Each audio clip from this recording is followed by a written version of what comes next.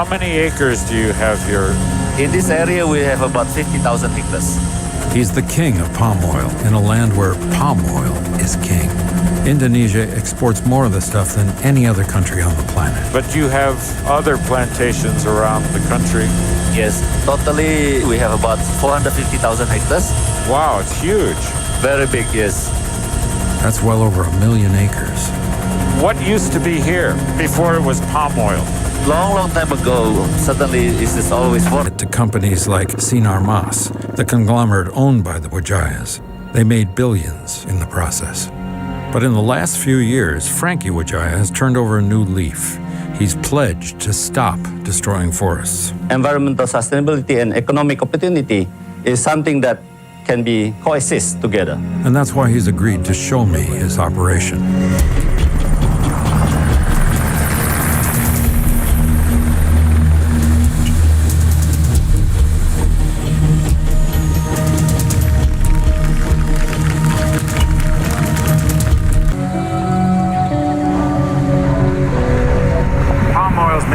Contribution to the economy of Indonesia.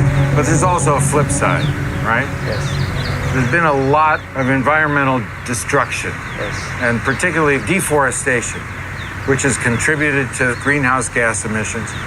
And some of the wealthiest people in this country were responsible for the most damage. I may want to disagree for that. Because for those big industry or big corporation, certainly they want to be sustainable. Now want they to do. be. Now they do. Yes. Did they in the past? Wasn't there an endless supply of forest in their mines or in the mines of the government?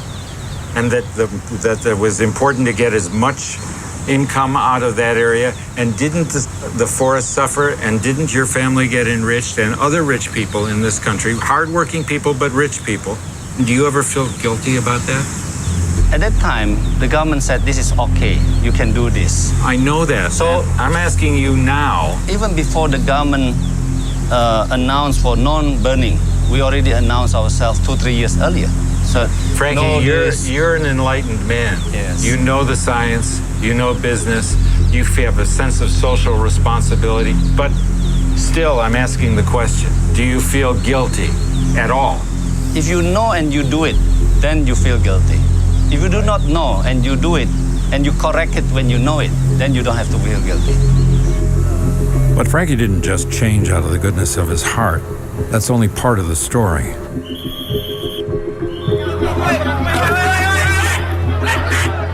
He cleaned up his act after Greenpeace targeted him and his company, Sinar Mas, and got some of the world's biggest corporations to stop buying from him.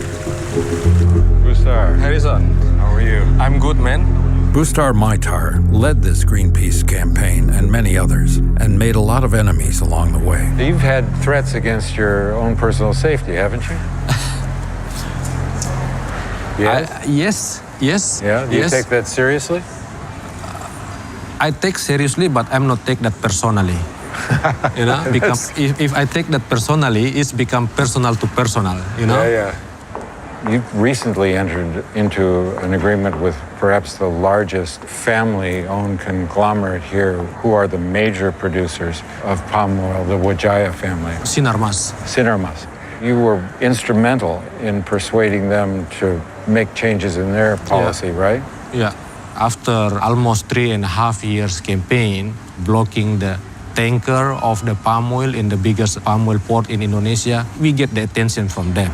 So you dealt directly with Frankie Wijaya, Yeah, right? I meet with Frankie Wijaya a couple of times.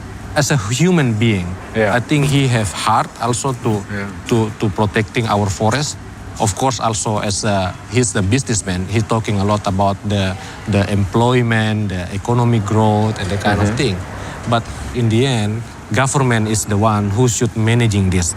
Do you think that the Minister of Forestry is really committed to the policy of deforestation? I can see his heart. I talk to him quite a lot. Right. But in Indonesia also is a lot of politics going on. Right.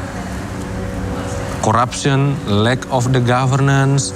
So in terms of talking, he is saying a lot of things good, but in terms of action, it's far away.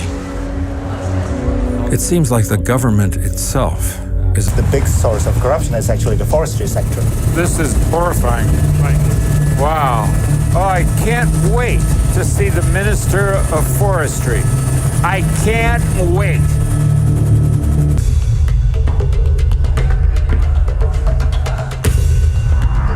Finally, I'm meeting the forestry minister.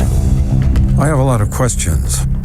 What's blocking the effort to save that peat forest? The lease of the land from the government. It's not being granted. Why?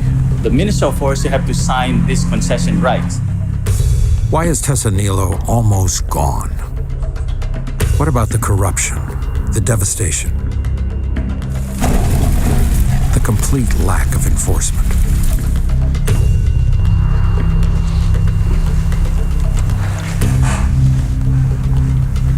Minister, thank you for taking the time with us. We've been traveling around your country for the past couple of weeks. We have some questions. In the last 15 years, 80% of the forest has been commercially exploited.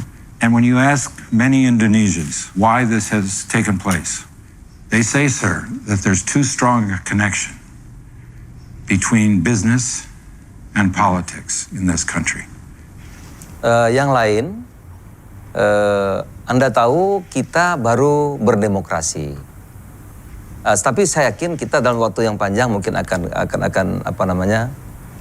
terjadi titik yang seimbang. One project to preserve a peatland forest has been seeking approval for many years. The last step in the process is your signature, sir. Will you sign the paper that will allow them to preserve this critical natural resource? Saya kalau tidak salah, baru separuh yang disetujui, kira-kira 100.000 hektar. You're willing to sign the paper 50%. to give them 50% of what they're asking for. When will that happen? Kalau mereka setuju, saya kira lusa minggu depan sudah bisa. We were in Tessanilo National Park. Okay. It's not funny. Yeah. It's not funny. Only 18% of it remains. We saw it. There are new roads, new illegal roads. Forests cut, trees laying on the ground, burnt where they fell. It's devastating. It's heartbreaking to see it. You saw it. You pledged a resolution. What have you done? Saya baru lihat terkaget. Kami tiap hari untuk mencoba menyelesaikan persoalan. Kami baru mengalami apa yang disebut demokrasi.